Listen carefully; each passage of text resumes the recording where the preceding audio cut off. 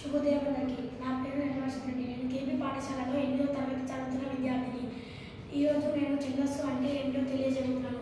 ఛందస్సు పద్యాలలో, గేయాలలో ఉండే మాత్రలు, గురు, లఘువులు, ఎత్తులు, ప్రాసలు మొదలైన వాటి గురించి తెలియజేసేదే ఛందస్సు. ఛందస్సు రెండు రకాలు: లఘువు, గురు. లఘువు ఏకమాత్ర కాలంలో ఉచ్చరించేది. దీన్ని లా అనే అక్షరంతో సూచిస్తారు. దీని గుర్తు నిలువు గీత. దీర్ఘాక్షరాలు కానివి: అ, ఈ, ఏ, ఓ, క. దీర్ఘం లేని ద్విత్వాక్షరాలు: క, ష, మ, ర, ల.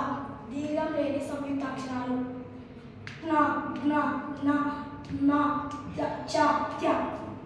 గురువు రెండో మాత్ర కాలంలో ఉచ్చరించేది. దీన్ని గ అనే అక్షరంతో సూచిస్తారు. దీని గుర్తు యు. గురువులను ఎట్లా గుర్తించాలో చూద్దాం.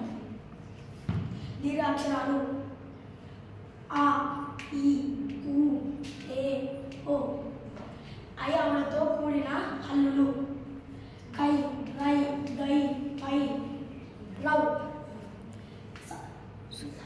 సున్నాతో కూడిన అక్షరాలు: అం, చం, ఇం, కం, మం.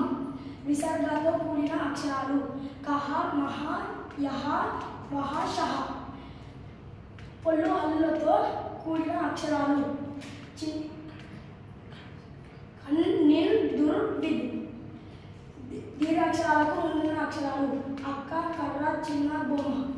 సంయుక్తాక్షరాలకు ముందున్న అక్షరాలు: పద్మ, రిక్త, చోట్ల, దివ్య. ధన్యవాదాలు.